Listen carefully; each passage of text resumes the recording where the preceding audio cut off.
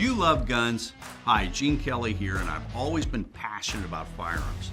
I started gunsmithing and went to gunsmithing school when I was just 18. I've been a professional gunsmith for over 40 years now, and I'm a licensed Class II manufacturer. I've been teaching gunsmithing since 1993. Now, we started the Gunsmithing Club of America 15 years ago to create a place where people who shared our passion, both professionals and hobbyists, could find reliable, trusted information on real-world gunsmithing. We wanted to provide a place where our instructors could continuously teach our members, where both hobbyists and professional gunsmiths could share their experience and learn from each other. It's to be a trusted community with reliable information. We knew that it would be an extremely powerful resource and tool to preserve our gunsmithing knowledge, provide our members with an enjoyable experience, and as a place that actually protects our firearms freedoms by keeping our guns functioning properly. As a member of the GCA, you'll have access to over 400 hours of gunsmithing instruction and techniques on video, all by qualified instructors who are masters in the field. You will receive our monthly Gun Tech video magazine and print magazine. Plus, the GCA members' website contains almost 200 extremely detailed firearm disassembly and reassembly video courses, hundreds of product reviews, firearms evaluations, and industry interviews. The Gunsmithing Club of America is a one-of-a-kind organization. There's no other club or group specifically dedicated to the art, craft, and profession of gunsmithing. As a hobbyist or a professional, you'll find that this is your source for the knowledge you need. So feed your passion about guns and gunsmithing by being a member in a community of like-minded individuals. If this sounds like you, join us today.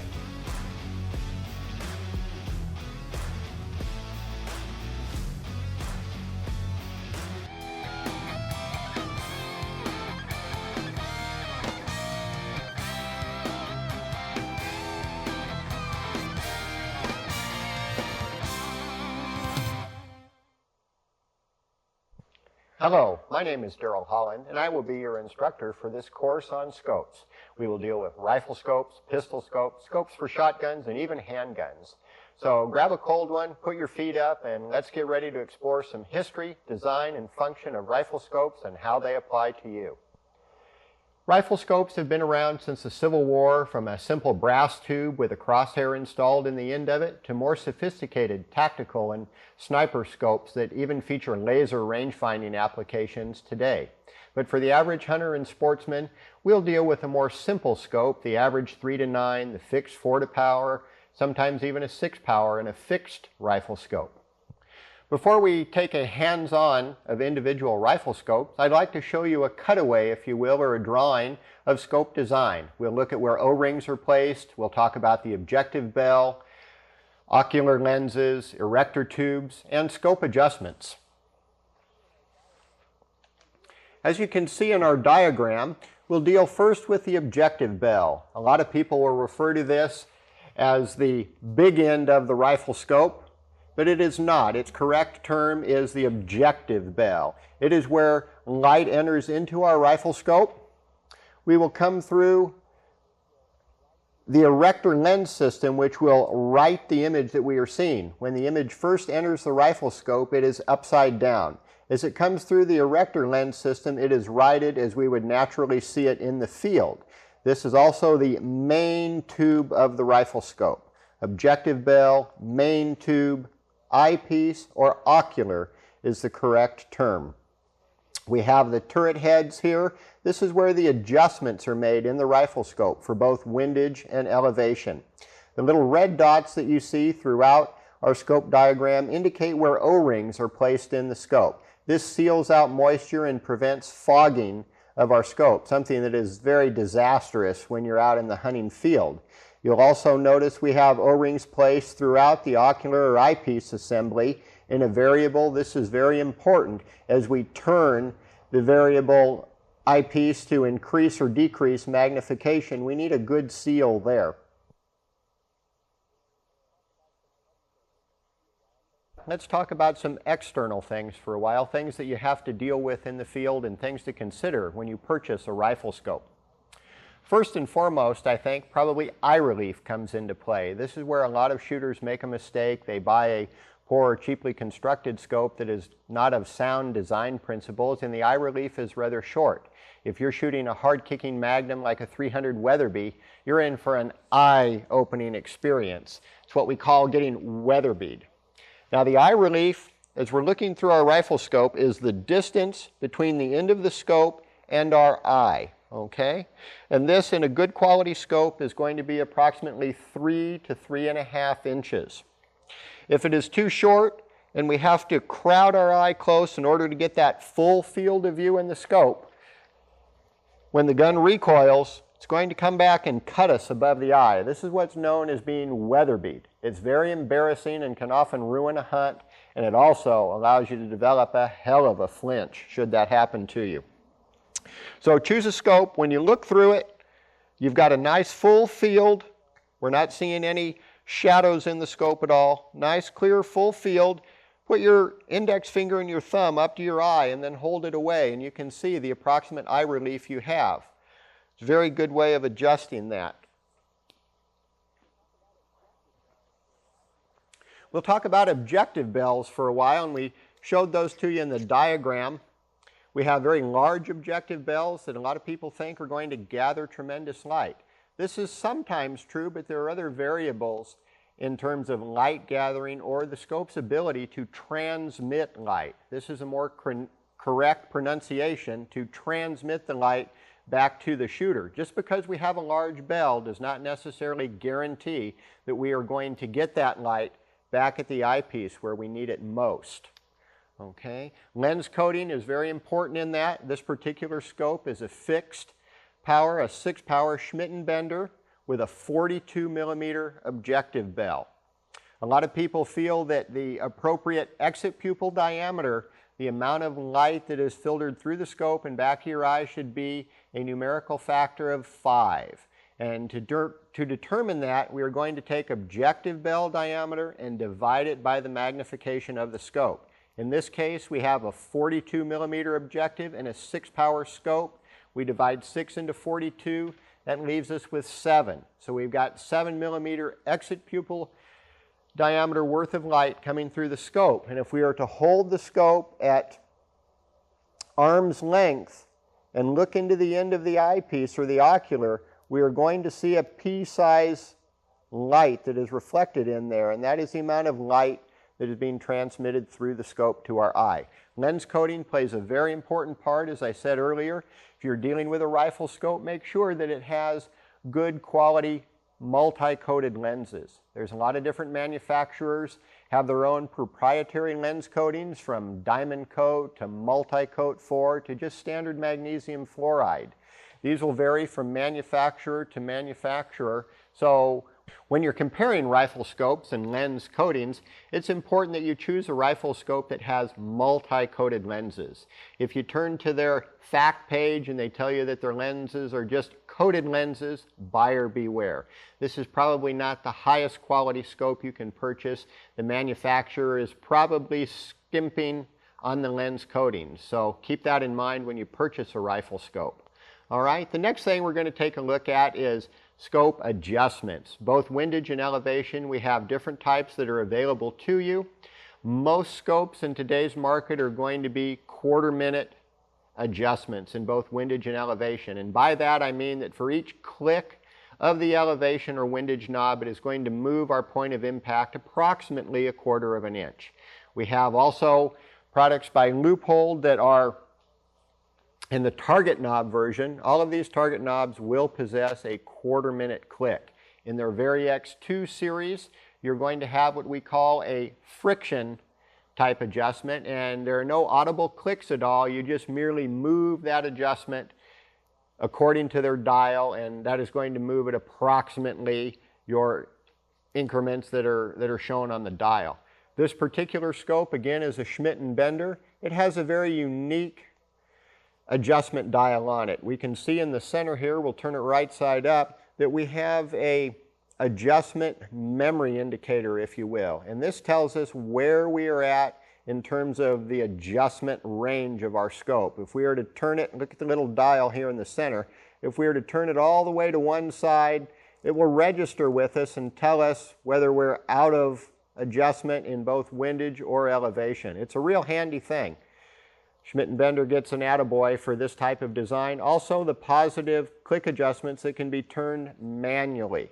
I think this is real important in a hunting scope where you're out in the field and you need to make an adjustment. You can do it with your fingers. You don't have to pull a coin or a screwdriver out of your back pocket in order to make that type of an adjustment. You'll also notice around the turret caps, there's usually an O-ring present. This is very important. Check your rifle scope that you are anticipating buying. Make sure that the cap is sealed with an O-ring. This will keep moisture out of the scope when you're hunting in the pouring rain. We'll take a look at another design. This is a loophole design, as we had showed you earlier, and it has what we call a target knob on them. The target knob allows you quick access to dialing in extra minutes of elevation. This is very important. A lot of people will buy these in a scope. They have no idea whatsoever how to use them. It just merely looks cool when they buy it at the sporting goods store. That is something that you need to take the time, learn how to use it. We'll give you a brief explanation here, and that is we will pretend that our rifle is now zeroed at 100 or 200 yards. We will loosen the Allen screws on the top of our target knob and zero it as you see now. Okay, we know that with this particular setting, our rifle is zeroed at that range. If we're going to shoot at a rock chuck or prairie dog that's 300 yards out, and we know that at 300 yards our particular rifle combination drops 9 inches, that would tell us that we need to increase 3 minutes of elevation to compensate for that 9-inch drop at 300 yards. So we'll merely turn our elevation knob, 3 minutes of elevation, we can hold dead on the animal and pull the trigger. If we've got a big bull elk across the canyon at 450 yards, we know that we need to put in 9 minutes of elevation to shoot dead on at that range. We can simply turn in 9 minutes of elevation, pull the trigger, and hopefully he'll fall. We want to go back to our initial zero, back to our zero setting, and we're zeroed at our 100 or 200 yard setting. A very, very handy thing to have on a rifle scope if you're going to be shooting at extended ranges. When choosing target knobs, make sure that they have nice audible clicks, that they are clearly defined so they're easy to see under poor light conditions that you may be having to make an adjustment in. Burris has a little more of a low profile system that can be shown here. Not quite as easy to turn with your fingers, but also it doesn't stick up as high as the loophole type knob. So you have an option there to choose from. But again, nice audible clicks. This particular scope, though, does not show us any type of numerical reference. And that is a drawback. You're going to need to pay close attention to that when making those types of adjustments. All right? They should have numbers on them indicating the number of minutes of elevation that you are dialing into that particular scope. On this particular model, the low profile knob is handy, and it'll give us our zero reference and then quarter-minute clicks throughout its adjustment range, but we don't have any numerical value assigned to those. So you're not able to loosen this and zero it when the rifle is zeroed at a specific range. So keep that in mind when making a choice in a rifle scope that may or may not have target knobs. We'll take a minute and look at a little more sophisticated type of target knob, and this particular one is on a loophole Mark IV M1. Probably the finest tactical scope available on the market today.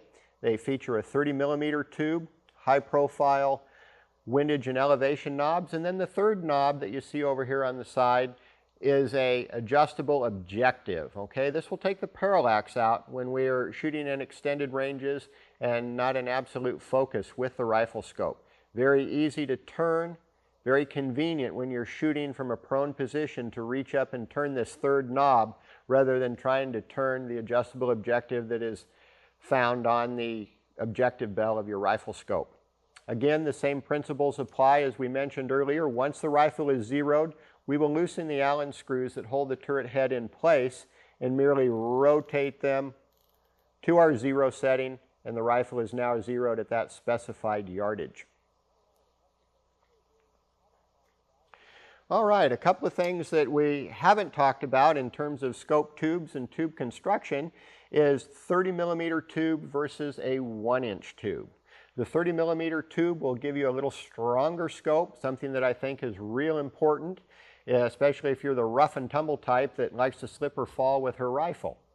The 30 millimeter tube will not give you any better light gathering qualities. That's kind of an old wives' tale. The 30 millimeter tube will provide you, though, with additional adjustment in both windage and elevation.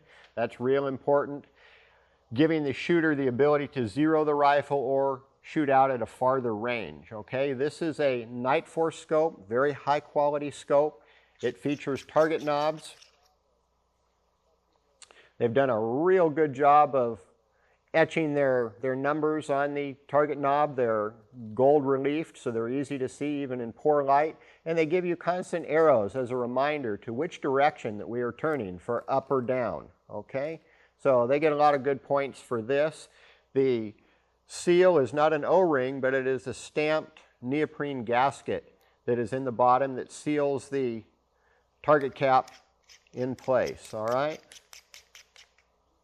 You'll also notice on the back of this scope we have an illumination or an illuminated reticle in it, and this is the on and off switch for that, which will also raise or lower the intensity of the dot that we see, and it has a numerical value from off to 10. So you'll be able to adjust that. In focusing a scope to bring the reticle into sharpness and clarity, we have a adjustment on the back of the scope in the ocular section. This is more of the European styling of what we call a speed focus. All right, and usually you will be able to focus the reticle to your eye within a revolution one way or another from its optimum setting. It has an advantage of being fast to achieve that proper focus, but it also has the ability to move in the field. If you bump it, you can be out of focus at that time. In the American product line of scopes, they will have the eyepiece that is adjustable and then a lock ring that you can see here. Okay, so we will loosen the lock ring and we'll thread this out forward or backward, tighten the lock ring down when it comes into focus, and then it is set. I prefer this type of method to the European because once it's set for your eyes, it will stay that way unless you really abuse the scope, and then you've got more serious problems to worry about. This is Burris's type. Now they also offer a speed focus on the back and then their illumination setting for their illuminated reticle. Another interesting point that scope manufacturers have brought up now, and that is a range finding feature in a lot of the scopes, and that is based on the magnification setting from the center of our duplex reticle to the heavy post. And as we cover reticles later on, I will reinforce these things and show you those dimensions. But basically how it works is we will increase the magnification on our scope until the animal, usually a deer, because these dimensions are based on an 18-inch dimension from the top of the back to the bottom of the brisket. When that is bracketed from the crosshair intersection to the point of the duplex, then we can look and see a numerical value that is associated with that power setting, and that is going to be the approximate yardage of the animal. If you're into serious long-range shooting, I strongly recommend that you get a laser-type rangefinder. It's much more precise, but this method can get you by in a pinch. It's a lot better than guessing if you're not real familiar with yardage estimations. Stock weld is something that I'd like to cover next, and I think it is of primary importance when selecting a scope. You can see in this particular rifle, this is a Leupold 2.5 to 8 with an elevation knob that has been added to the rifle scope.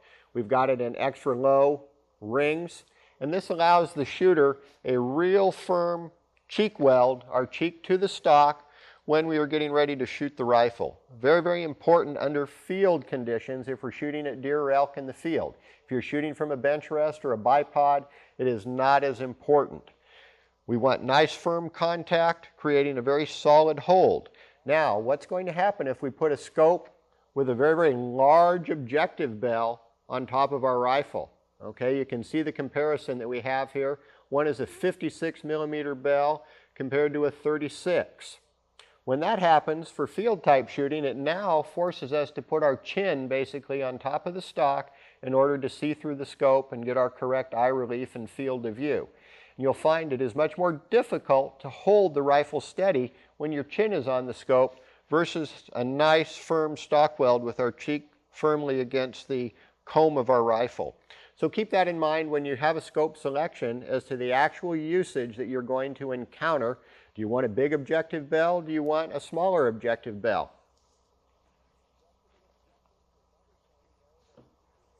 Adjustable objectives are another thing, though, that the shooter is often confused with. There's a terrible word in the optical industry called parallax. It often causes grown men to shake in their boots, but it's really nothing to worry about.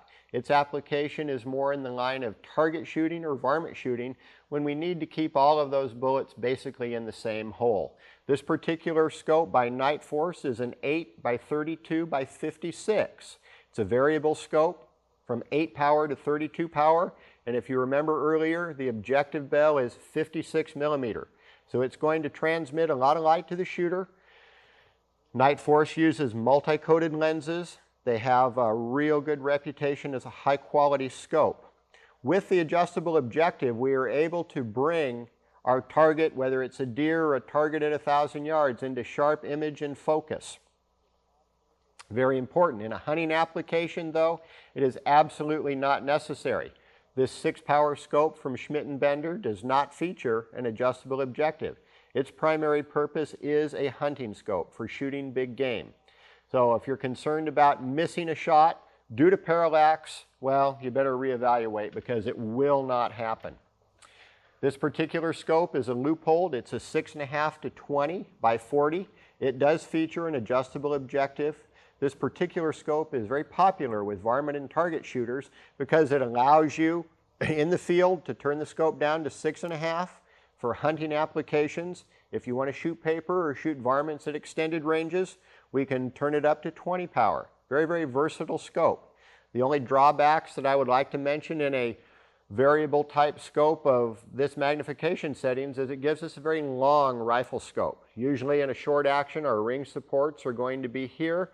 If the objective bell gets bumped, it's very easy to knock the scope out of alignment. So that's something to keep in mind. Try and keep your scope packages as compact as possible. I just think it gives you a better, more durable scope choice. A lot of people feel that the differences in variables versus fixed powers. I'd like to explain that a little bit. A variable power is really handy if you're using it for a multi-purpose use. You want to do a little bit of hunting in the timber. You'll need something that'll turn down to 3 or 4 power, but yet on the weekends you want to go shoot paper with your buddies out at 300 and 400 yards. The variable is going to be the obvious choice. Having a variable that will give you a broad range, and most of the high-tech variables now are going to deal in a quadrant of 4, all right? So if we start out with a variable band at 8 power, times 4, we have the ability of going to an 8 by 32, a 4 to 16, a 3 to 12. So keep those in mind in your selection. If you're strictly looking for a hunting scope, I would strongly suggest the use of a fixed power in either 4 or 6. This is going to allow you to shoot in the heavy timber. It'll allow you to make a shot at 350 to 400 yards on deer and elk-sized animals without a problem. You do not need a 20-power scope to shoot an antelope at 350 or 400 yards. The 4 or 6 power will work just fine. Remember, our rifle is no better than the scope that we put on it. If we spent big money buying an expensive $2,000 or $3,000 hunting rifle, why would we want to put a $50 scope on that particular rifle?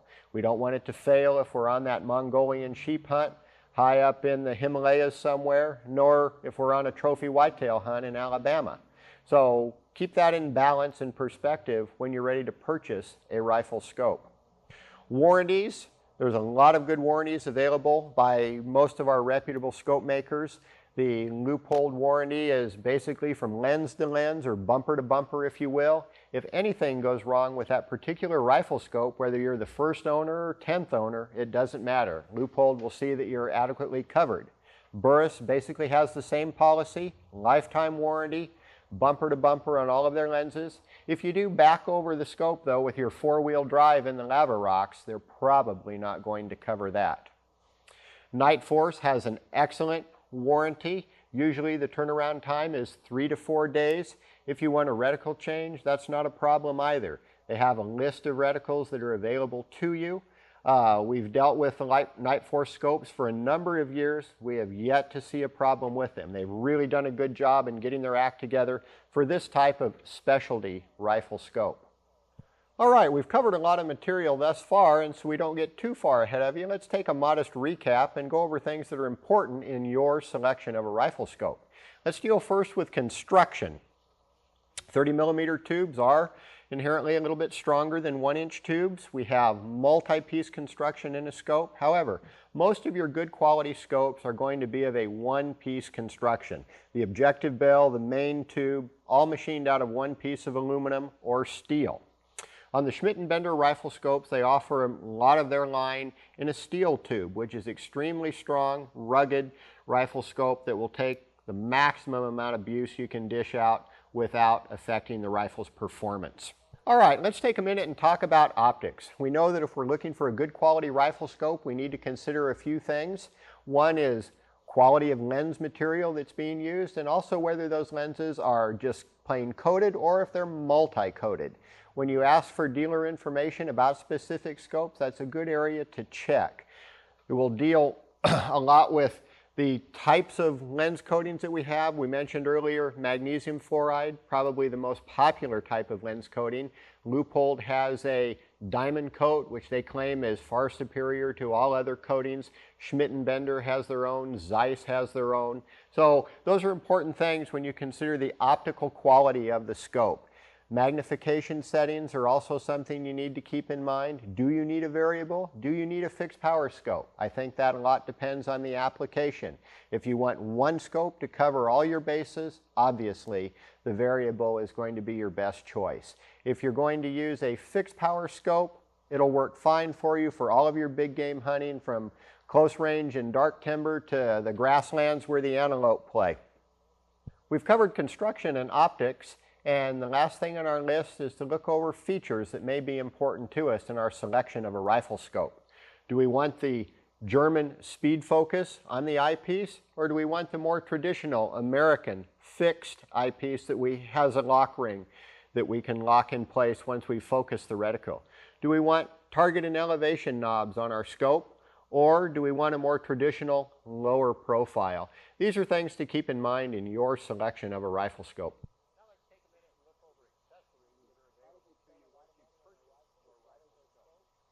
We've probably spent a lot of money on our rifle as well as our scope. I think it's very important that we protect our scope, and there's none better of a scope cover than the ones made by Butler Creek. They will cover both the objective lens and the eyepiece. Okay, they're available. They're going to run you $12 to $15 depending upon where you find them. They've got O-ring seals in the ends of them. They keep the moisture out. Their spring action allows them to pop into place when you see your game and you're ready for that shot. On the eyepiece version, they've got a little push button that you see on the back indicated by this little red lever. And you simply push that, the scope springs open, and you're ready to shoot. Really a good thing to protect those lenses. Another neat accessory is made by the folks at Scope Level. If you're going to be doing a lot of long-range shooting, I highly recommend the use of a scope level. It will take the cant out of the rifle once it is installed correctly and allow you to place those shots at extended ranges right where you want them. This little accessory is going to run you $25 to $30 in most popular sporting goods stores. Sunshades. We've seen them on a lot of different scopes. They are a plus if you're shooting into the sun. They will screw into the end of your scope, and they really give us a cool looking James Bond effect on our rifle once they're done. These are available from most of the manufacturers. Costs will range from $10 to $20 depending upon the length of the scope sunshade that you're using.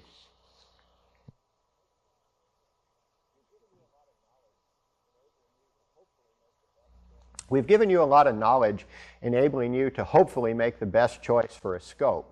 Now that you have that in mind, though, I think it's important to cover scope reticles.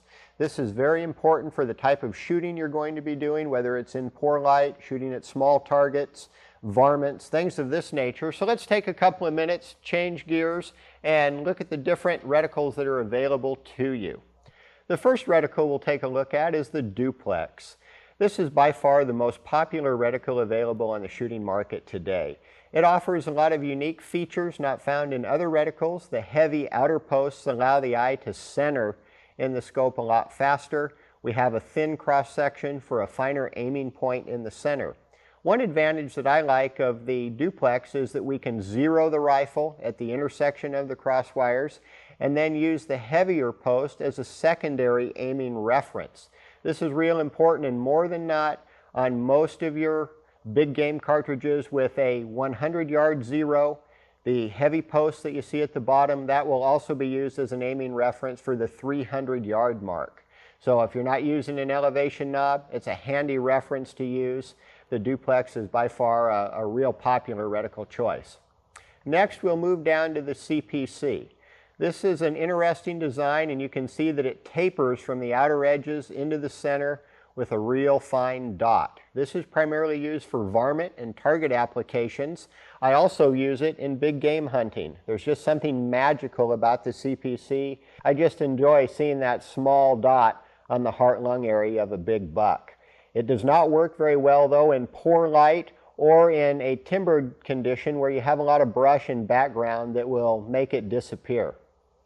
Our next reticle is the loophole dot, okay, and it has a very fine crosswire intersection that is much less than the CPC, so the dot appears to float. Again, this would be an excellent choice for a varmint or target application where we want a real fine aiming point. Our next reticle is the dot, and again we have a very fine crosshair. This is a very fragile reticle, and it's not something that I would recommend putting on a heavy recoiling rifle, because you may find that this type of reticle would fail you when you're on that once-in-a-lifetime sheep hunt. It's very fine. The dot almost appears to float. Dot sizes, depending upon the choice of scope that you make, can be varied by the manufacturer should you choose to send your scope in for a reticle change. So keep that in mind if the dot is your reticle of choice. And here we have the conventional crosshair. Granddad probably used this on his old Savage Model 99. It's killed more game than probably any other reticle design that we know of. Very popular with a lot of the Eastern shooters. It's just a traditional type crosshair. And we have the German post. This is primarily a European design.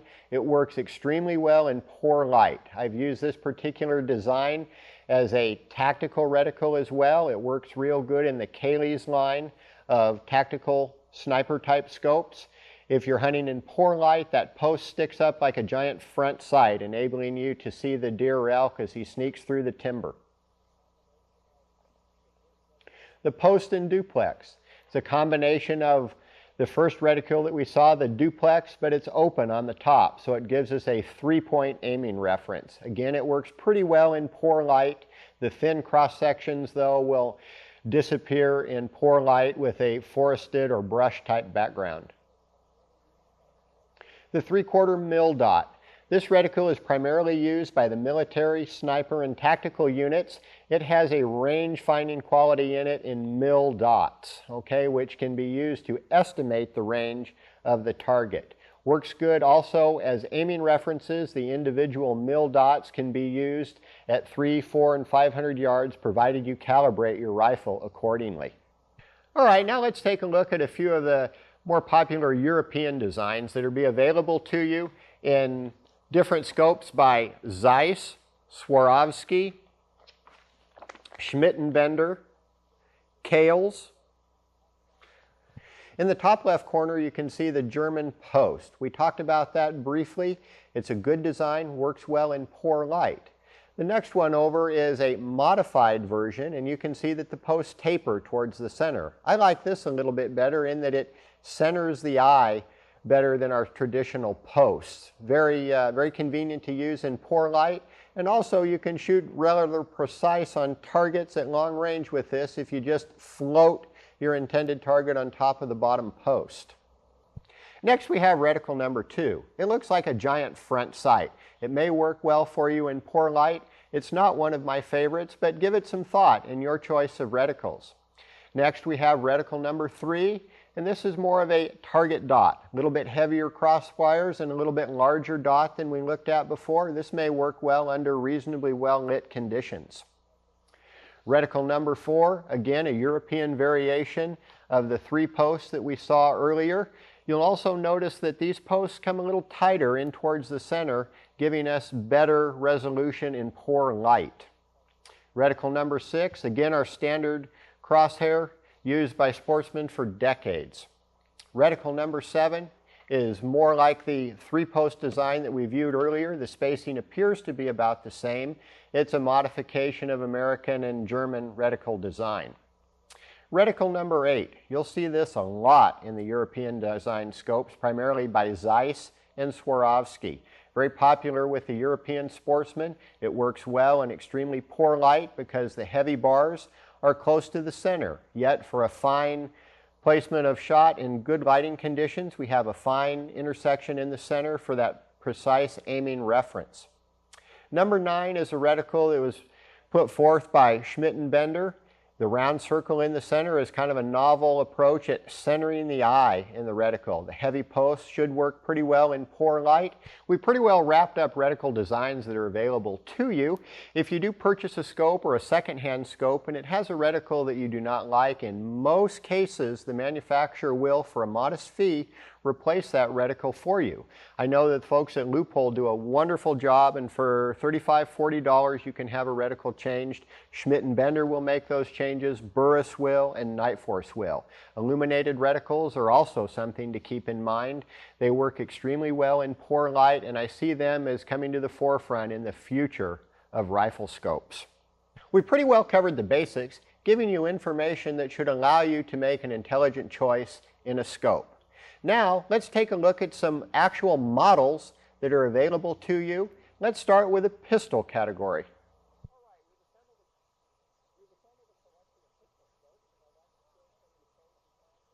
We've assembled a collection of pistol scopes, and I'd like to share some of the pros and cons of the different models that are available. This particular scope is a Burris 2-power pistol scope. Excellent design, good quality construction, one-piece tube. It has a unique feature called the Burris Posilock, and this is a feature novel to the industry by Burris, and it allows us to lock that adjustment into place. Normally, we have 2 springs that are located in the turret adjustment that balance the reticle adjustment for changing point of impact. Burris feels that with a heavier spring and a positive steel stud that they can lock it in place and give us a more secure sight setting even under the most violent of recoil conditions. Good design by Burris. I really like their adjustment knobs that they have. We took a look at those earlier. They have click adjustments. They do not have numbers on them, but this is allows us to re-zero them, and then you'll just have to keep track of the number of clicks in your adjustment if you want to shoot at longer ranges. We've got a seal on the cap, good quality product, and if you're a pistol shooter looking for a 2-power scope, this one's hard to beat.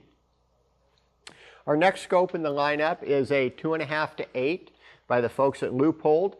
This is again a one-piece tube construction. Variable power allows you to shoot at things up close in thick timber or across the prairie for that 100-yard shot on a mule deer buck that's feeding down in the canyon.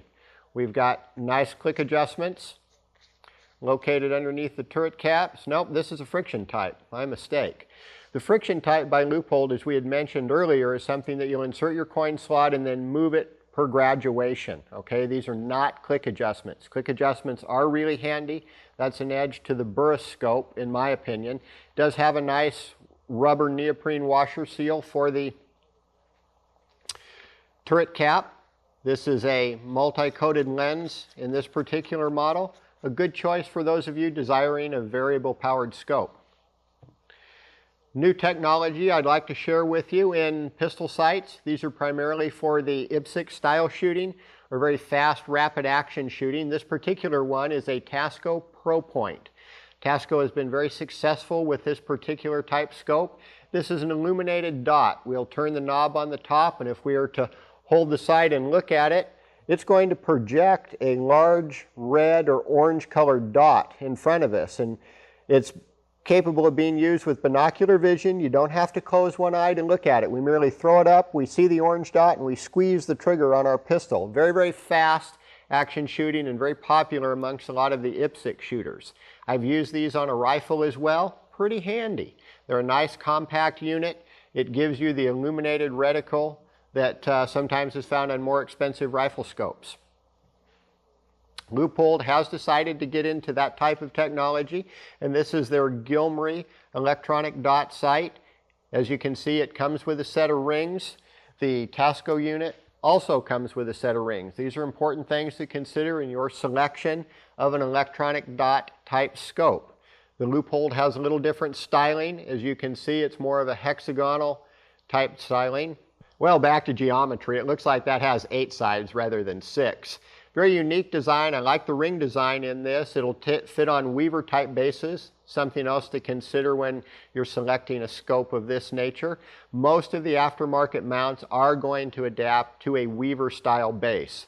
Its electronic knob is on the top, and it goes in graduations from 1 to 11. This adjusts the intensity of the orange or red dot on the inside. We have our windage and elevation knobs. These adjust for 1/3 minute. One click is going to move us approximately 1/3 of an inch at 100 yards. It's got a neat little rubber eyepiece on the end of it. Looks like a real nice product. I'd be anxious to give one of these a try on my IPSC pistol. That pretty well wraps up scopes for pistols. We've covered the different models that are available. Things to keep in mind in terms of one-piece tube construction, multi-coated lenses, whether you want a variable or a fixed power, and we've covered the new electronic sights. Let's move over to our next category, and that will be hunting rifle scopes, primarily for big game.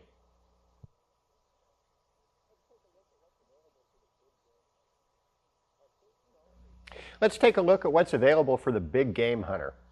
Our first scope is made by the folks at Tasco, and don't let the name fool you. Tasco has come a long ways in the last 25 years. They've improved their technology, they've improved their workmanship, they've really made great strides in trying to produce an economical, high-quality rifle scope. This particular scope is a one-piece construction through the main tube. It features a 44mm objective bell in a 3:9 variable.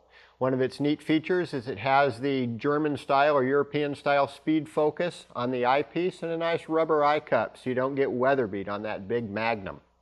We've shot a lot of Tasco scopes on some pretty heavy recoiling rifles, and they seem to hold up really well. For an entry-level hunting scope or for a first scope for a boy or a younger hunter that you don't want to tie up a lot of dollars, Tasco is an excellent choice. They feature multi-coated lenses. They've got a nice seal around the turret caps, and they've got pretty good adjustments on the inside. They're audible. You can feel them click. This particular model is going to give you a 1/4 inch click adjustments.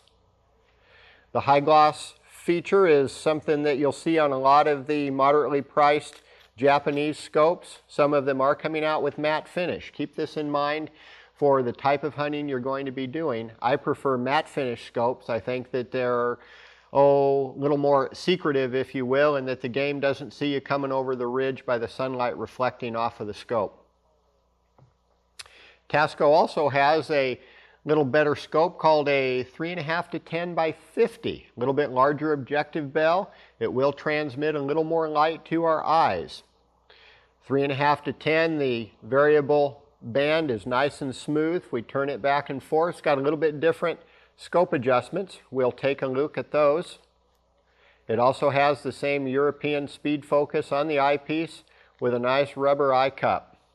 As you can see, we've got a little bit different looking adjustment here. Nice audible clicks. We can turn them with our fingers, something I think is kind of handy for use in the field. It works really well. This looks like a good scope. It's extremely clear. Tasco also has a new improved warranty, bumper to bumper. Anything goes wrong with the scope, Tasco will take care of you. More than not, our experience has been that Tasco will replace the scope outright if something is wrong with it. Just because of the cost, do not overlook Tasco. They build a pretty good product for the money. Our next scope is made by Burris. This is a Signature Series 3:9. Burris' attempt at a good high quality scope, good multi-coated optics. The power band is nice and smooth. If you pick up a scope and you're looking at it, be sure and turn that power band several times. If it feels ratchety or you've got sticky spots in it, better pass on that one. Ask your sales representative to let you look at another one. A drawback that I see in the Burris line of scopes, it doesn't necessarily affect you, but keep in mind for the type of action that you're going to mount it on, they've got a very short place here to mount our forward ring, okay? So this is going to limit our eye relief quite a bit compared to some of the other scopes that are on the market. So if you have an opportunity, mount it on a rifle, make sure that it is going to work well for you in the eye relief departments. You're not straining to get that full field of view. This particular scope has the traditional Burris adjustments in them, nice positive clicks that we can turn by hand.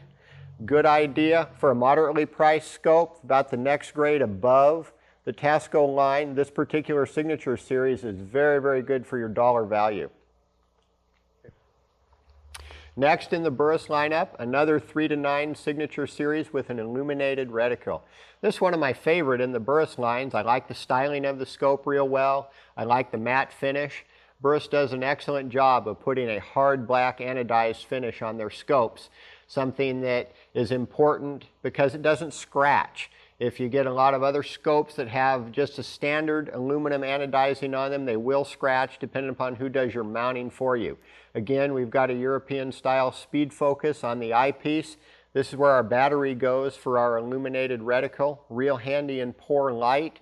And we also have a range estimator. This particular scope has a duplex reticle in it, and as we turn our power band to bracket the animal, we have a corresponding number underneath it telling us the approximate distance to the game animal. All of the Burris scopes feature multi-coat lenses. Their light transmission is very good. I've looked at this one under poor light and I'm very impressed with its performance and its light transmission. A very good value in a Burris scope. Very heavy construction, well made, one-piece tube construction. Good choice for the beginning hunter. Our next scope is a Leupold 2.5 to 8. This variable powered scope, it's short, it's compact.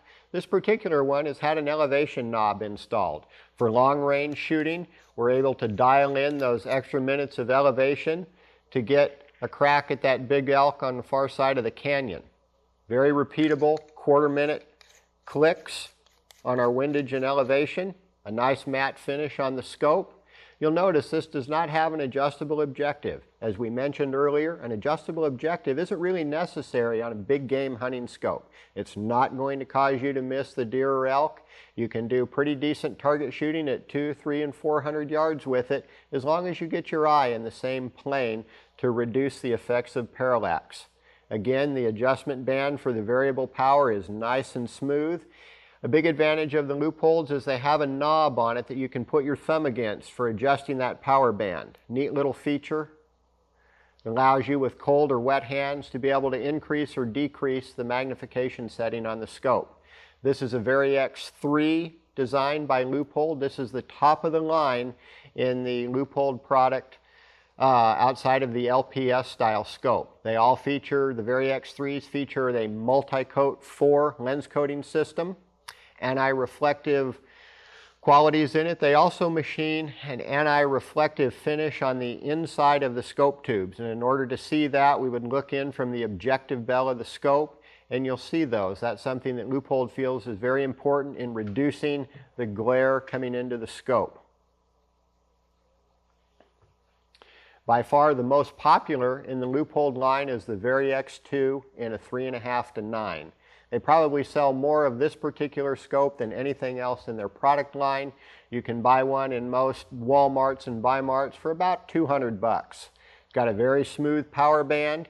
It does have the friction type adjustments, however. All of the Vari-X 3s, as we mentioned earlier, are going to have positive click adjustments. This is the friction type, so you insert your coin or screwdriver into the slot and then move it to the necessary adjustment settings in both windage and elevation. The Vari-X 2 series do have coated lenses. They come with Leupold's traditional bumper-to-bumper guarantee. Anything goes wrong with the scope, whether you're the first owner or the 100th owner, they'll take care of you. It's got the traditional American style eyepiece focus on the back. We'll loosen our lock ring, screw our eyepiece to bring the reticle into focus, and then tighten the lock ring. Good value, good entry-level scope for the beginning hunter. On the top end of rifle scopes, we have the Schmidt & Bender. This particular scope is a 6x42. It's one of my personal favorites for a hunting scope. I think a fixed power will work just fine for big game hunting to 350 or 400 yards. Not a problem to make a shot with a 6-power scope. The 42mm objective bell allows excellent light gathering qualities. It has multi-coated lenses with Schmidt & Bender's proprietary lens coating system that gives us excellent light transmission. On most European scopes, and this one is no exception, it has the German speed focus on the back. It is a steel tube construction, so it's very strong, very durable, and will take a lot of abuse. One thing about Schmidt & Bender finishes, they go through a very elaborate finishing process on their steel tube scopes. They're coated with copper, they're coated with nickel, and then they're coated with a baked on enamel type finish, so they're very scratch resistant. For the real serious hunter who wants the latest in big objective bell 30mm tube scopes, this is Schmidt & Bender's 2.5 to 10 by 56. One piece aluminum construction tube. You can zoom in at 10 power for that long shot or turn it down to 2.5 if you're hunting in the dark timber. The 56mm bell gives you more than adequate light gathering abilities. Again, multi-coated lenses. This scope works extremely well in poor light. I've shot some elk at extreme ranges with a scope of this size and have been very pleased with its performance. Again, it features German speed focus on the rear with a nice rubber knob so you don't get weather bead above the eyebrow. You'll also notice on both of the Schmidt & Bender scopes that we do not have an adjustable objective. Again, it's not necessary on a big game hunting scope. Most of the parallax settings in these scopes will be set between 100 and 150 yards, depending upon the manufacturer of your scope. One piece construction, 30mm tube for extra strength, good value, expensive. Don't put this on a cheap gun. Put it on your best Weatherby or Seiko rifle that you may have in the cabinet. That pretty well covers a wrap-up for hunting rifle scopes. There are a lot of other quality scopes available to the consumer. Nikon builds an excellent scope. We have scopes by Zeiss, Swarovski, if you're into the European flare. So give yourself, with your newfound knowledge, a fair shake. Go to your local sporting goods store or wholesaler. Look over scopes that carry the important features that you like, be it a matte finish, elevation knobs, German speed focus, high power variables, fixed powers. You decide what's best for you. Now let's take a look at our next category, and that'll deal with varmint and target scopes.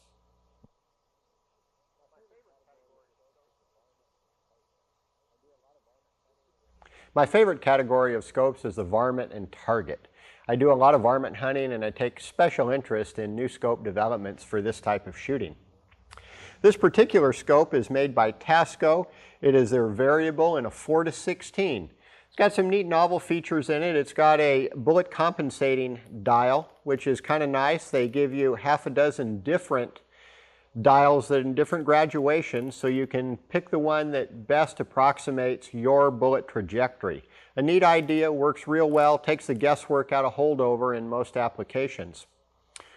Also, Tasco has a unique range finding capability here on the back of the scope. As we turn the variable power ring, we can see different numbers come into our field, and that allows us to guesstimate the range a little more precisely based on an 18-inch dimension.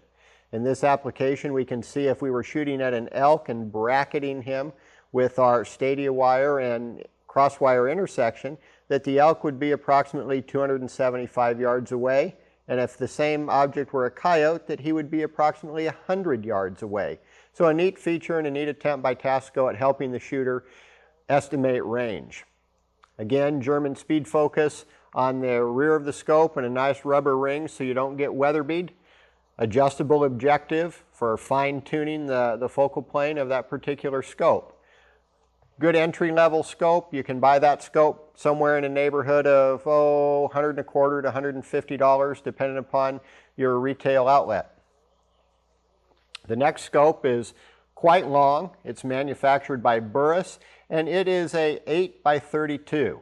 Probably one of the largest variables outside of maybe the Night Force line of scopes. Comes in a one-piece tube construction. This is a signature series. It is the best scope that Burris makes. Adjustable objective, a nice twilight factor built into it so you can fine-tune the sight picture by adjusting for twilight or bright daylight. The adjustable objective, quite a few revolutions here in order, well, I shouldn't say revolutions, but quite a large span here to fine-tune the parallax adjustment. Rubber eyepiece, traditional American reticle focus on the back with a lock ring. They've got a little nubbin screw stuck up here so we can use that to turn our power band a little easier. They've got nice windage and elevation knobs. We'll take a look at those. A little different style design than we've seen on some of the other scopes. We've got our minute indicators here and then more of a micrometer adjustment to tell us where we're at in our elevation range. Okay, nice positive clicks. Good attempt at an elevation knob. It's got set screws in the side that we can recalibrate once we've zeroed.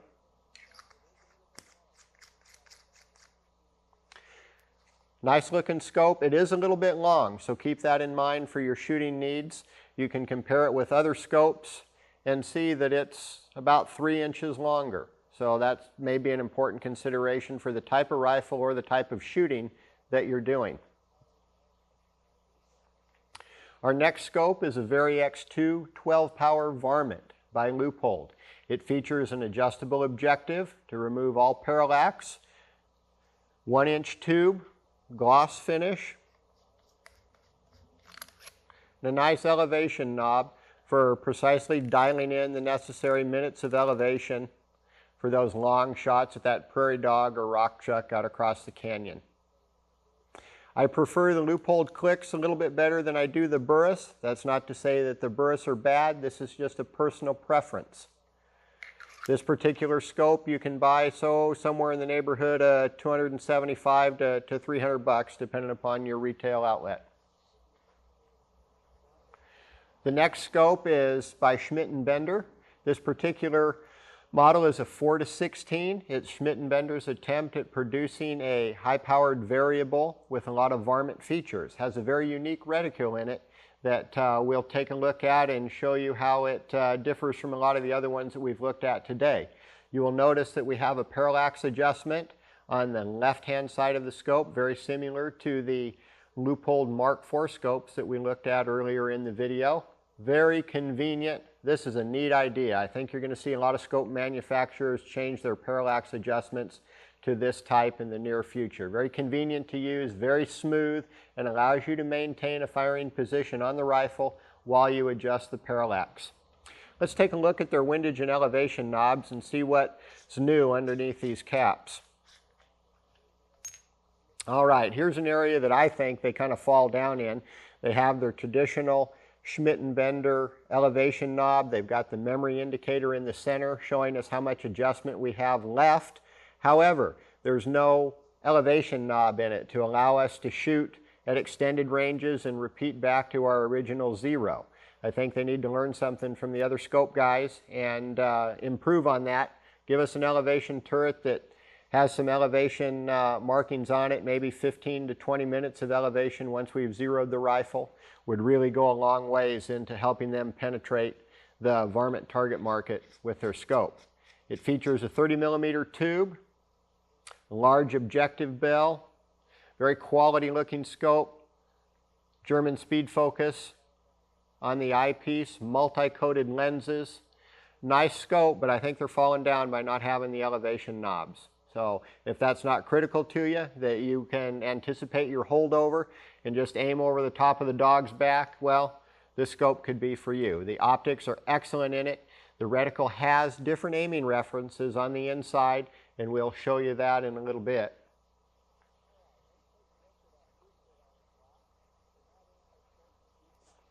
All right, let's take a look at a new kid on the block, and that is a scope produced by Nightforce. This is truly a special purpose scope.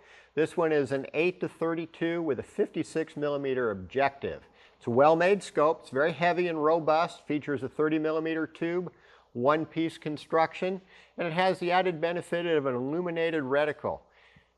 They've got a variety of reticles available from the folks at Nightforce. I suggest if you're interested in a scope of this type and quality, get their new catalog and look at what they have to offer. They've got a German speed focus or European speed focus in the eyepiece. Again, a nice rubber eye ring so you don't get weather bead. An adjustable objective that's very easy to turn, nice and smooth as well. Give them a lot of points in this regard. Sometimes when you get large objective bells and adjust the adjustable objective, it's ratchety and it doesn't feel good. This one is exceptionally smooth. The same with the power band. We can turn it from 8-32. We don't feel a hitch in it at all. They've done an excellent job. Let's remove the scope caps and have a look at their elevation knobs. Well designed. They tell us which is up and which is down. We have the ability of zeroing that for our initial zero on the rifle. Neat feature. This looks like a real good scope. I've had an opportunity to shoot these. I'm very impressed with the optics. I think that they're going to make a good scope for the serious long-range shooter. They're primarily a varmint target scope. This is not a scope that I would put on my hunting rifle. It's not that it's not quality enough, but it has a couple of drawbacks that I don't like in a hunting rifle scope, and that is it's extremely long, it's heavy, it's going to add over 1.5 pounds of weight, it feels like, to our scope. The big objective bell is going to force us to use extra high rings. These rings are available from Nightforce should you decide to put this on your varmint or target rifle, but in a hunting application it's going to allow us to put our chin on top of the stock. Remember earlier when we talked about stock weld, in a hunting rifle this becomes a problem. But as far as varmint and targets go, this would be a good scope to consider. Next we have the ever popular Leupold 6.5-20. This has been a very good scope for Leupold. By far one of the most popular out in the prairie dog towns in the Midwest. I see a lot of 6.5-20s by shooters. This is in a matte finish, a 1-inch tube. It's got traditional eyepiece or reticle focus here in the back with a lock ring. It has a very convenient and smooth adjustable objective.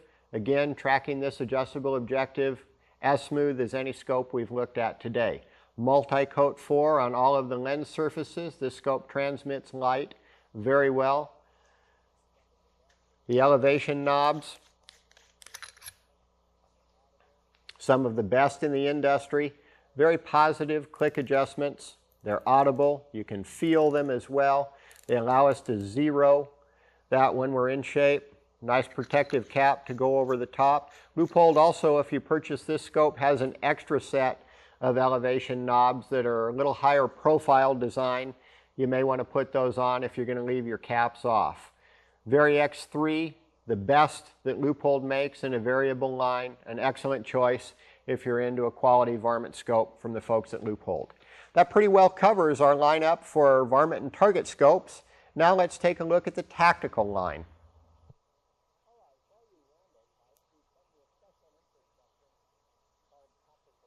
All right, for all you Rambo types, we've come to a special interest section called tactical scopes. We've got two representations here, the primary one being the Leupold Mark IV M1 in 10 power.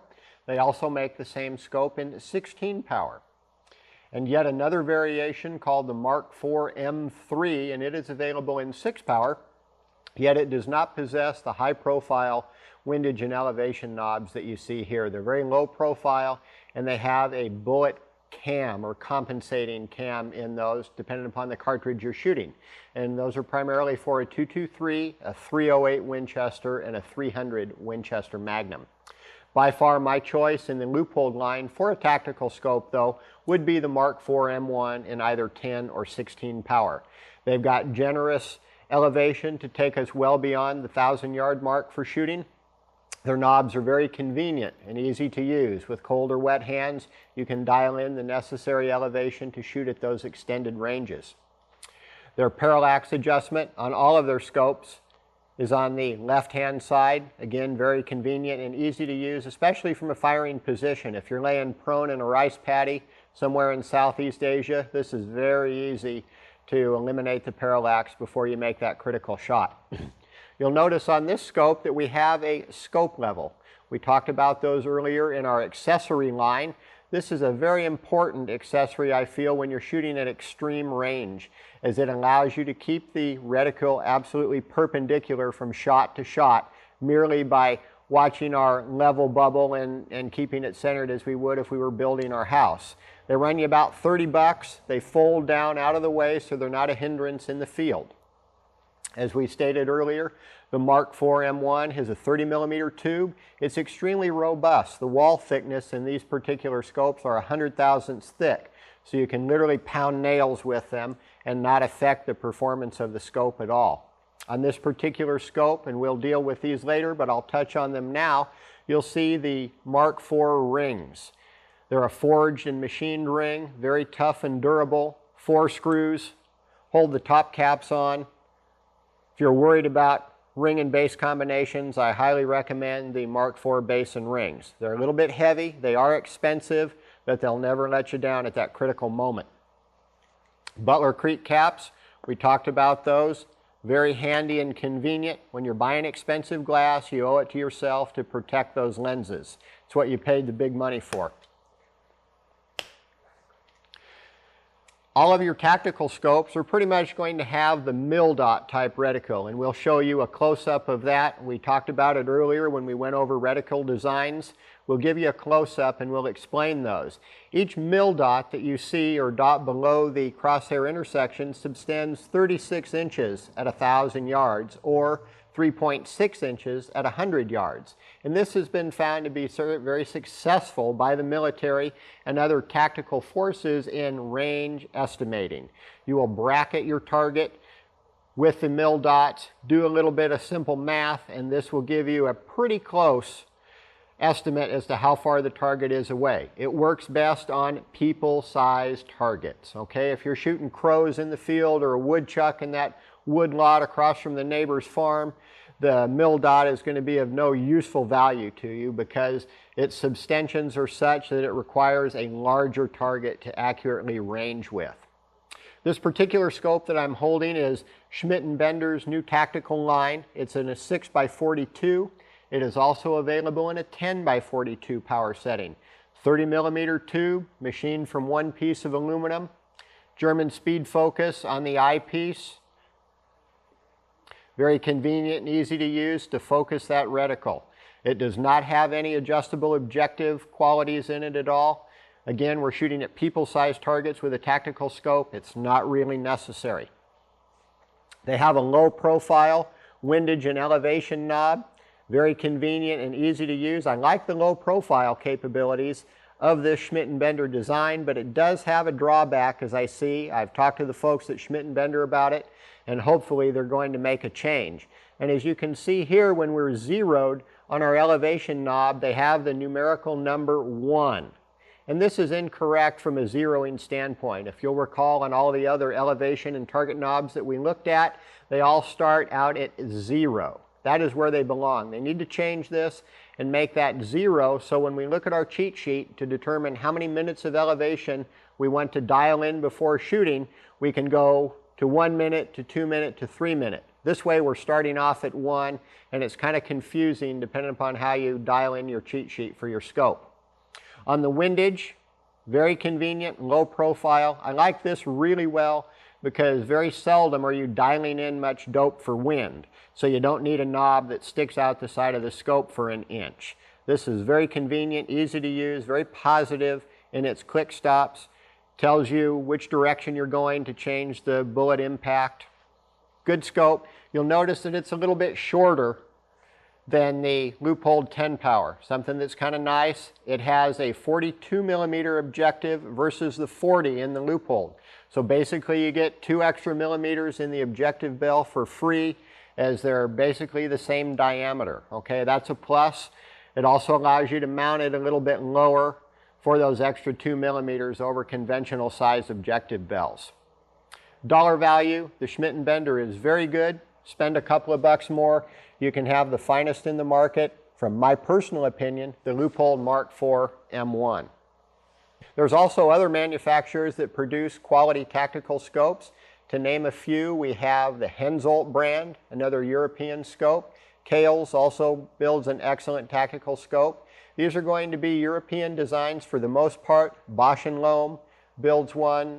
We don't have an example here to show you, but it is a good quality scope produced by the folks at Bosch & Lohm. If you're interested in tactical scopes, I highly recommend collecting everybody's catalog.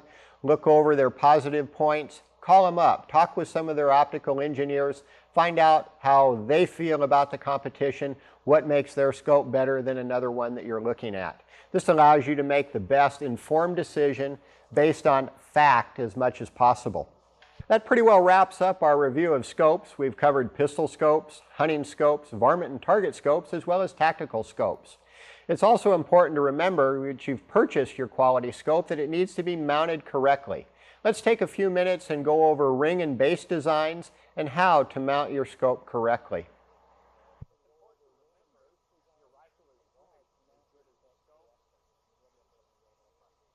It's important to remember that your rifle is only as good as the scope, and the scope is only as good as the mounting system that holds it onto your rifle. Therefore, a variety of engineers have spent decades trying to build the perfect base and ring combination. Some of them have achieved success. We'll go over a variety of ones that are available to you. First, we have a ring made by Bushnell. This is an aluminum alloy ring that's extruded.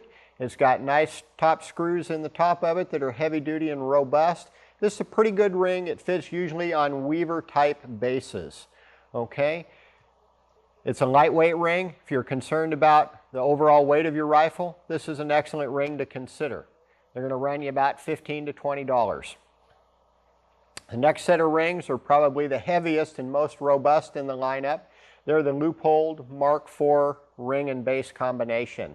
This is a particular set is for a 30mm tube. They also make them for a 1-inch tube. We've got a very heavy-duty lug nut on the side that's torqued to 65 inch-pounds when it's done.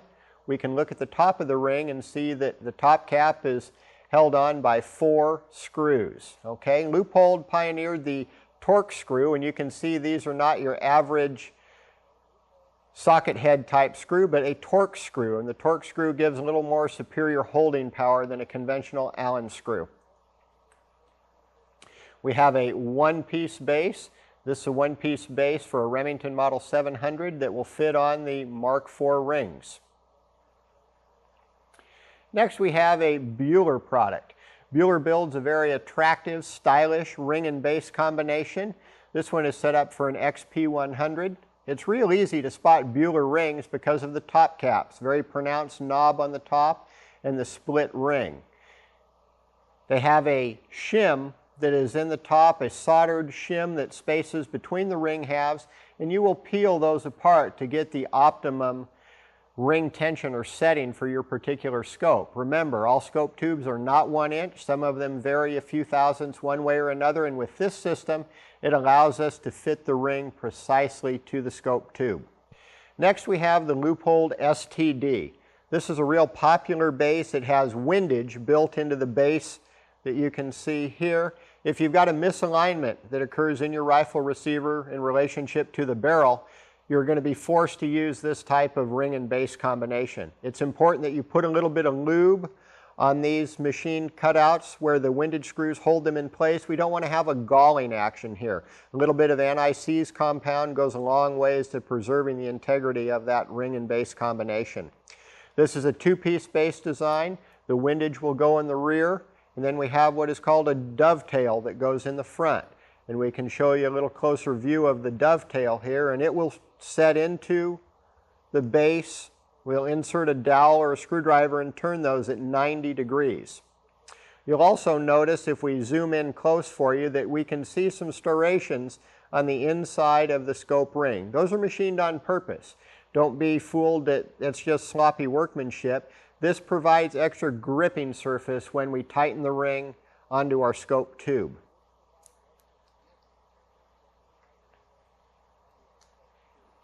We next have the popular Weaver ring. If you've been in your granddad's closet, you've probably seen these mounted on his favorite rifle.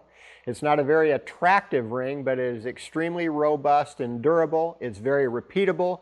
We can loosen the thumb screw on the side, remove it from the Weaver base, and tighten it down. The repeatability is excellent. Keep in mind, though, that when you're mounting a scope with Weaver rings, because we are torquing it down on one side, that it does have a tendency to rotate the scope in the rifle. So you're going to need to make minor adjustments in setting the reticule perpendicular to the bore. We'll cover that a little bit later. Just keep it in mind if you're using Weaver rings. They're available in low, medium, and high. Very economical ring. They're going to run you about $15 or $20. Our next set of rings are manufactured by the Parker Hale Company. They're an aluminum extruded ring, and they require special bases. Very robust, quality ring. Not as attractive as some, but they'll get the job done for you. Our next set of rings are made by Leupold, and they're for a Ruger Model 77. Those of you who own the Ruger rifle know that they take a special set of rings, and the Ruger factory rings are sometimes not to your liking. The Leupold is an excellent choice. They've got a nice, stylish, rounded top cap, very attractive looking ring that will fit on your Ruger 77. Our next set of ring, and a very novel approach, is the Leupold quick release base and ring combination. You can see the little stud on the bottom with a cam slot milled in it. That goes into our base with a locking lever, and the locking lever is rotated counterclockwise to hold the ring firmly to the base.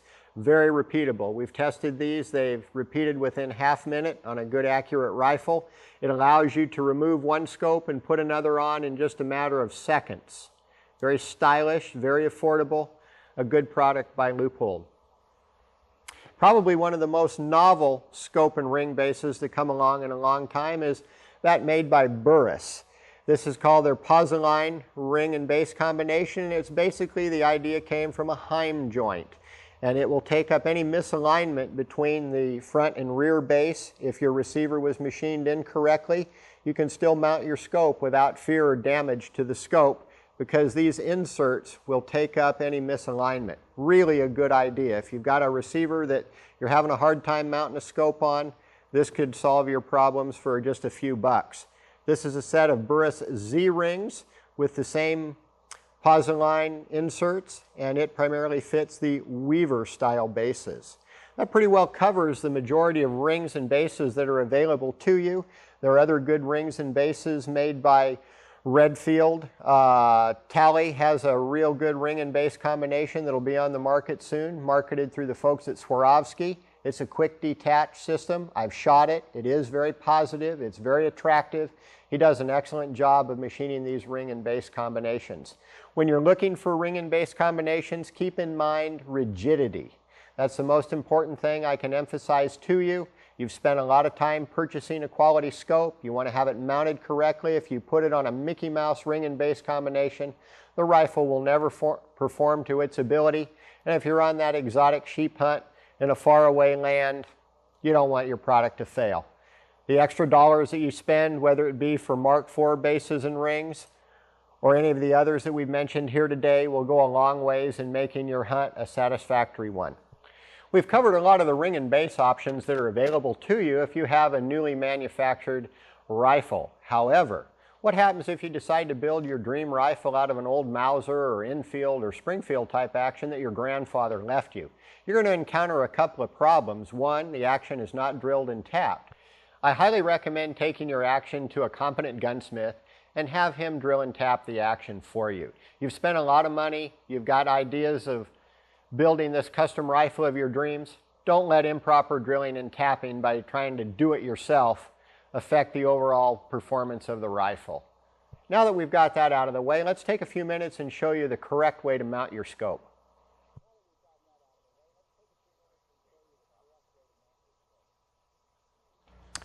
The moment of truth has come. It's now time for us to mount our rifle scope. We've chose to purchase a loop-holed 12-power varmint scope along with a set of quick-release bases and rings.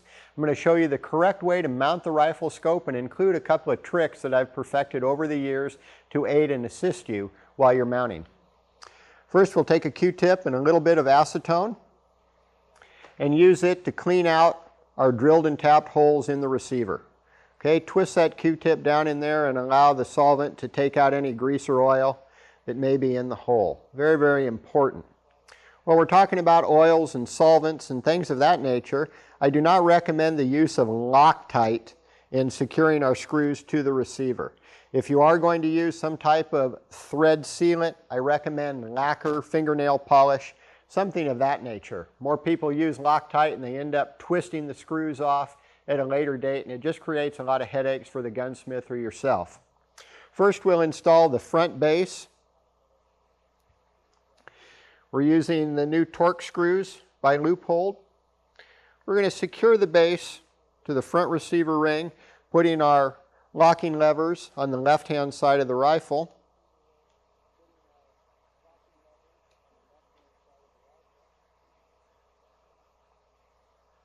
Then we'll reach for a straight edge.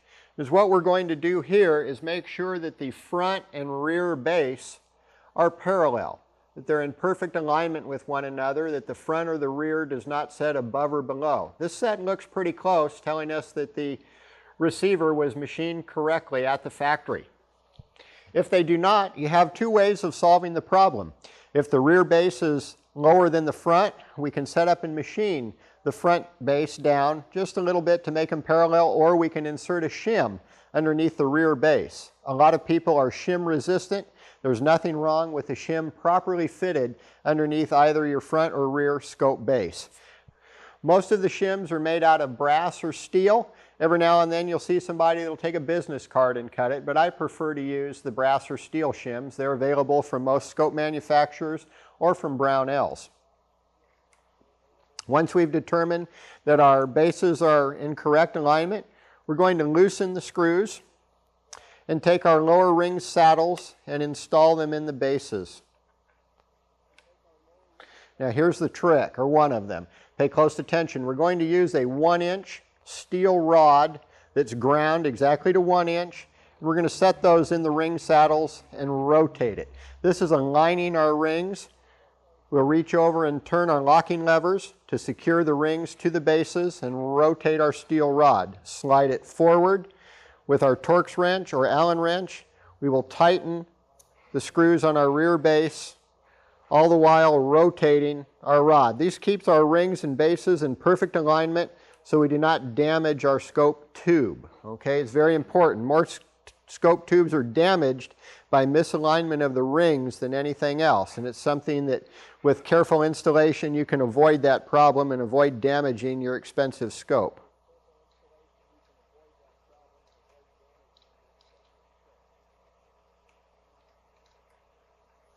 Okay, that tightens that up.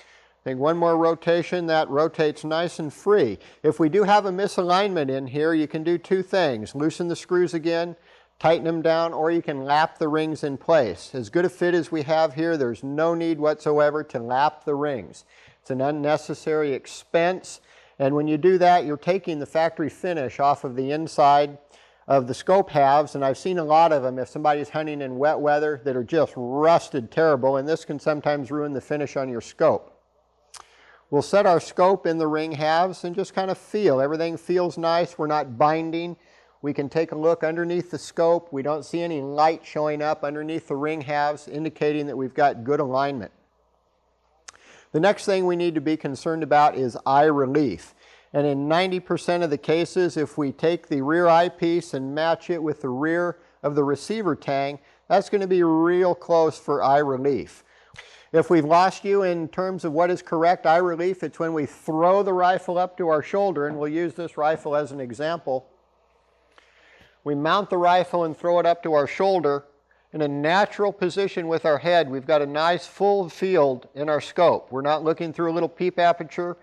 We're clear all the way to the outside edges, and everything is nice and comfortable. If you're using a variable powered scope, we want to turn it up to high magnification and achieve the same thing. Turn it back down to low magnification and try it again. If we've got a nice full field of view, our eye relief is established at the correct length. Okay, usually eye relief is reduced the higher the magnification. Keep that in mind when you're setting your scope up.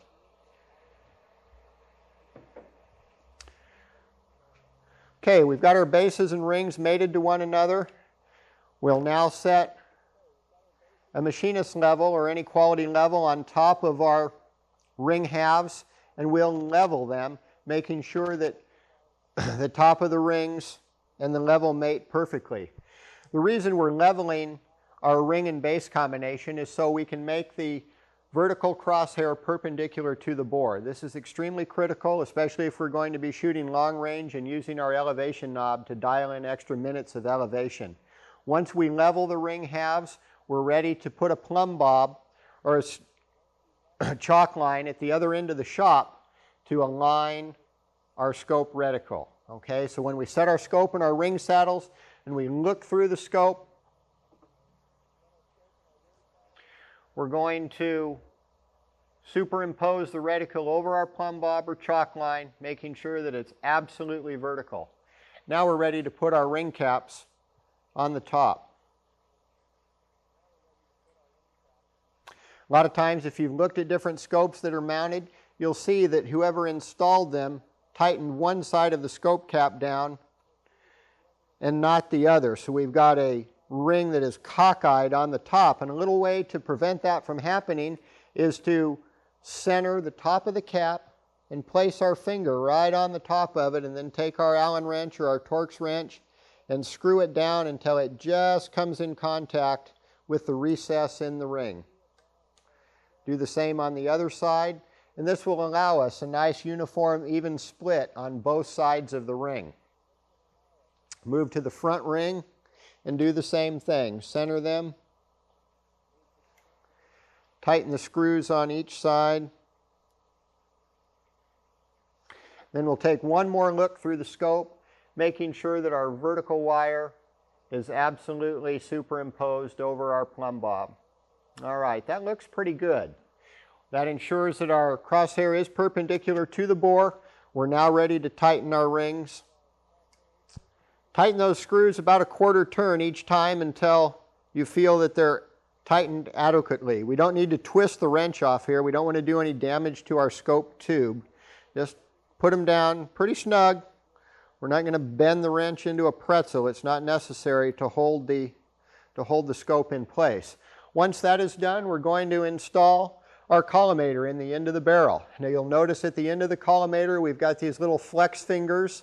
They expand when we retract the nut to hold the collimator into the bore. So screw your collimator out all the way, making sure that you've selected the appropriate mandrel, and we're going to insert that into the bore. And then very gently expand those fingers to grip the inside of the bore, and we're ready to bore sight or collimate our scope. Remove your turret caps. This will aid and assist us in making those adjustments. And have a look through the scope. Well, we got her pretty close first time out. We'll need to make a few minor adjustments, and then we're ready to go. Okay, we'll use our handy Swiss Army knife, and we'll work with the windage first. And we'll bring it into play. All right, and a couple of clicks of elevation. And there we go. Usually I like to adjust that about 1.5 grid squares above the intersection. This will usually bring us onto the paper easily at 100 yards, and in 3 or 4 shots we've got the rifle zeroed and we're ready to work up some carefully tailored hand loads. We'll take a look at our elevation knob now, and you can see that it's obviously not zeroed. Don't worry about that at this time. Take the rifle to the range and get a good 100 or 200 yard zero, whatever you prefer, and then loosen the Allen screws that you see located in the turret head and bring that around to our zero mark. Now our rifle is zeroed at the desired range, and any additional minutes of elevation that we want to click into the scope, we can do so easily and then return back to our initial zero.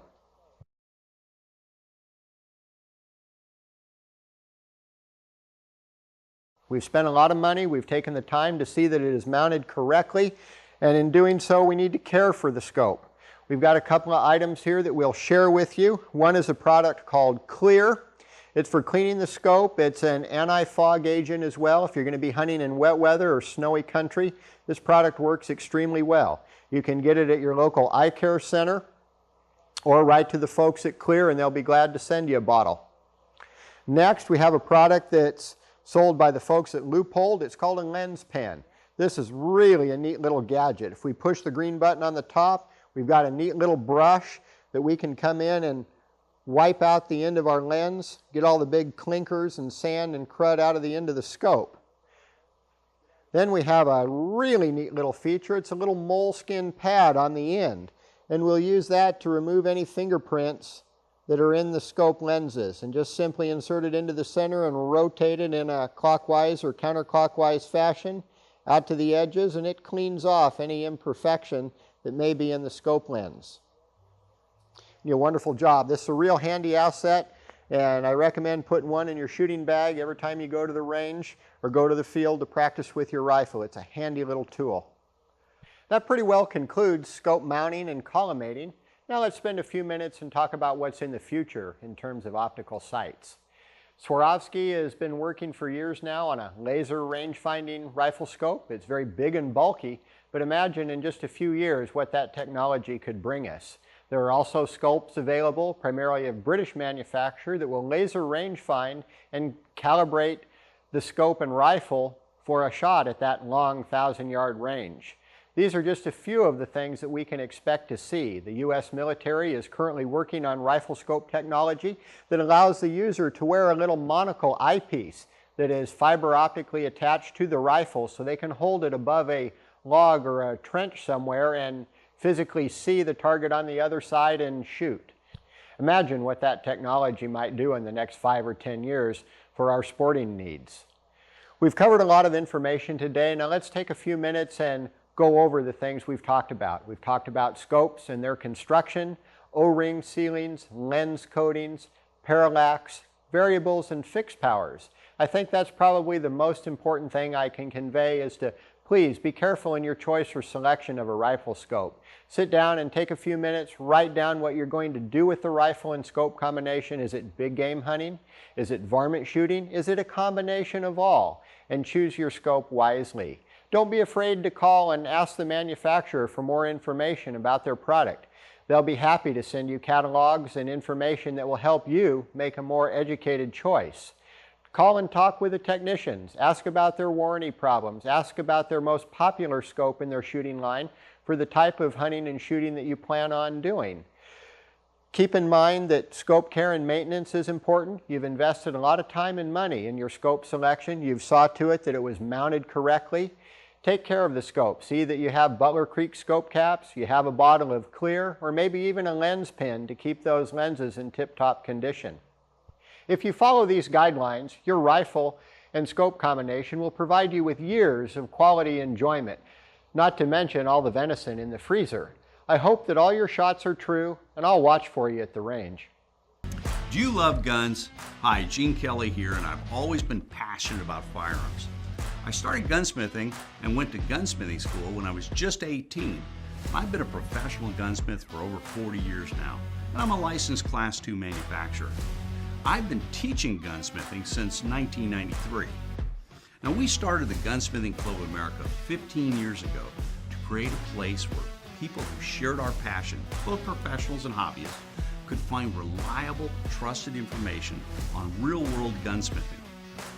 We wanted to provide a place where our instructors could continuously teach our members, where both hobbyists and professional gunsmiths could share their experience and learn from each other. It's to be a trusted community with reliable information.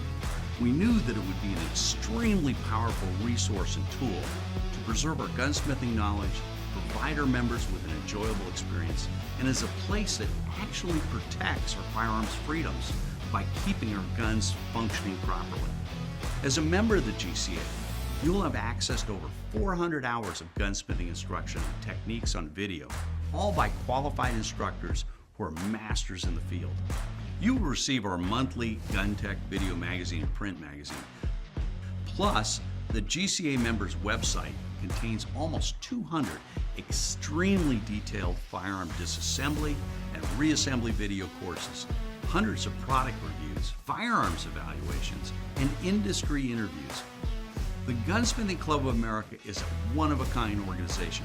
There's no other club or group specifically dedicated to the art, craft, and profession of gunsmithing. As a hobbyist or professional, you'll find that this is your source for the knowledge you need. So feed your passion about guns and gunsmithing by being a member in a community of like-minded individuals. If it sounds like you, join us today.